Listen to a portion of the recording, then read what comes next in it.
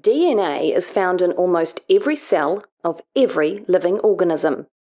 DNA sequencing is the process used to determine the order of the bases in a strand of DNA. The order of bases varies between organisms and codes for their unique characteristics. In order to sequence DNA, it must first be broken into smaller pieces and amplified to create multiple copies. PCR is usually used to do this. The DNA is then heated to above 90 degrees. This denatures the DNA, which means the hydrogen bonds between the base pairs break and the strands separate. One of these strands becomes the template for DNA sequencing. The thousands of copies of single-stranded DNA created by PCR are then mixed with a solution containing DNA primers, free DNA nucleotides, A, T, C, and G, terminator nucleotides, and the enzyme DNA polymerase.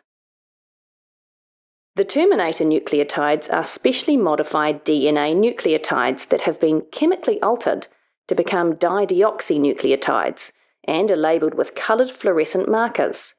The solution also contains a buffer to ensure the optimum pH for the reaction. The temperature is then lowered, allowing the primers to attach to the DNA fragments. This process is called annealing.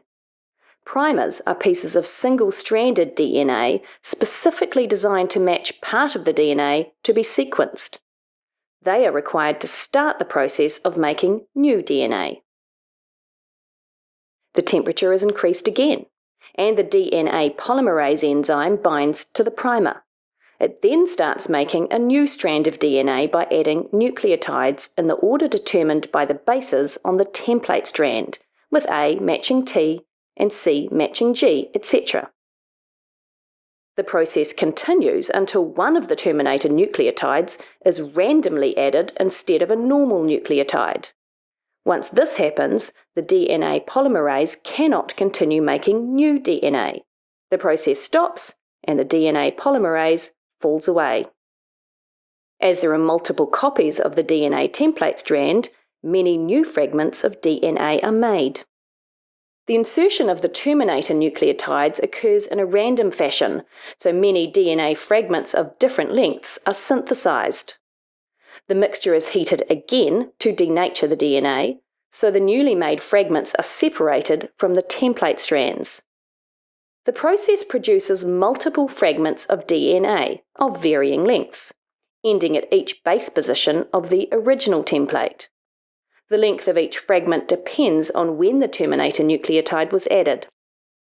To read the sequence of the bases in the original DNA, the DNA fragments are separated by length by a process called electrophoresis. The DNA mixture is added to capillary tubing containing an electrophoresis gel and an electric current is applied. The current draws the fragments along the tubing according to their size. The shorter fragments move through the gel more easily, so reach the end more quickly than the longer fragments. Note that this representation has been simplified. In reality, hundreds of copies of every length fragment would be travelling together.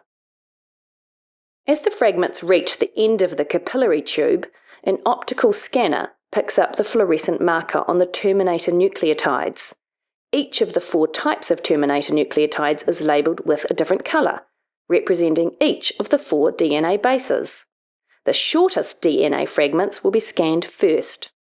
The scanner records the sequence of colours that fluoresce as the fragments come past. By reading the order of the colours, the sequencing machine can determine the order of the bases in the original DNA by converting the colours into the letters A, C, T, and G.